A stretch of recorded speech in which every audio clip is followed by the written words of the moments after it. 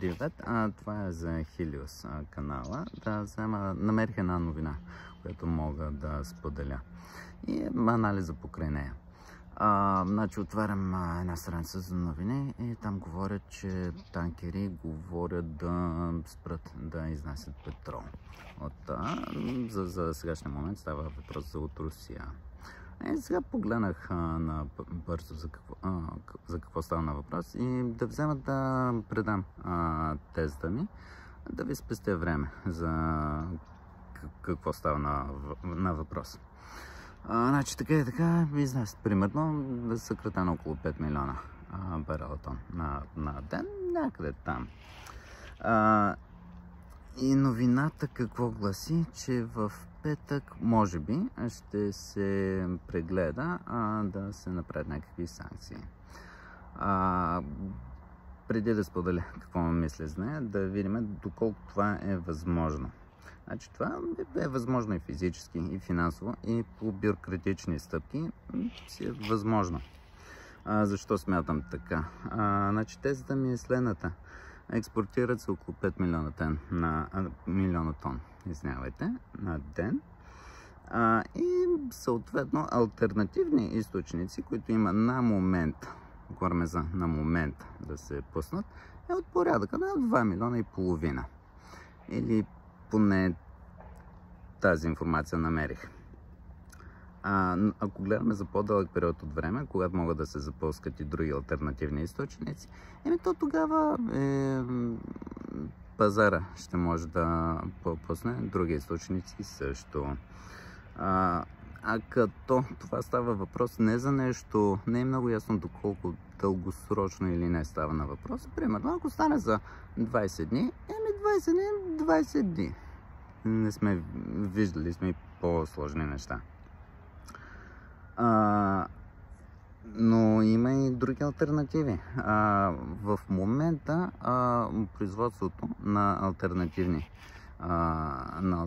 транспорт е от порядъка на 20 милиона коли годишно. Вече такъв ръст отчита. Това колко алтернатива ще покаже. Това е от порядъка на... Значи в Европейския съюз сме около 250 милиона коли, като използваме около 19 милиона барела на ден. Направих си труда да го погледна.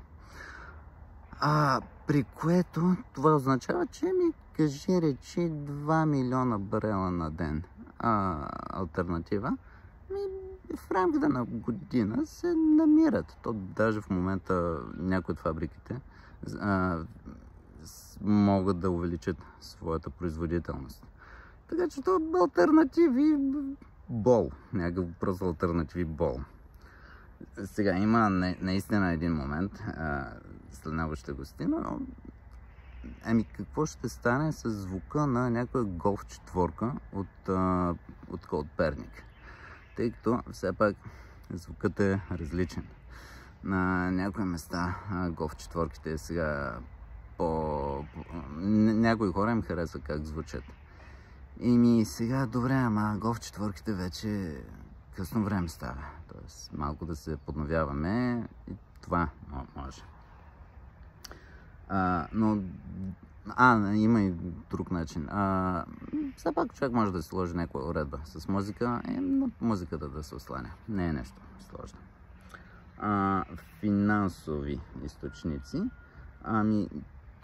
Финансови, за такива по-големи потоци, то има зависимост от кейнзианска икономика, където ще може да се влага в нещо, така че парите те пак си остават, дейността пак се върши. Могат да се намерят пък особено и от етична точка и етиката, това да не се осланяме само на неща, които са тежки. Нека да вървиме изправени и да знаем какво потребяваме.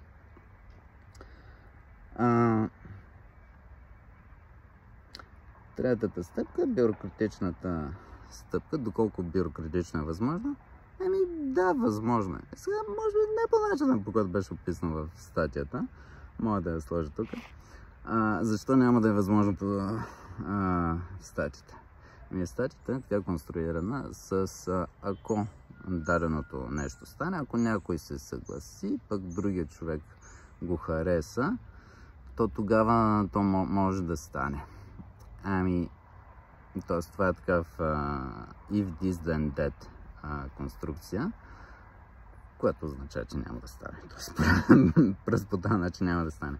Би могло по някакъв друг начин. Сега е най-лесен начин малко бюрокрацията да потръгне, при което ако правилният начин е, ако бюрокрацията потръгне и преди петъка, от такова project management гледна точка, ако преди петъка се каже, хей, тук вече е направено и ще може да се покаже такова обяснение.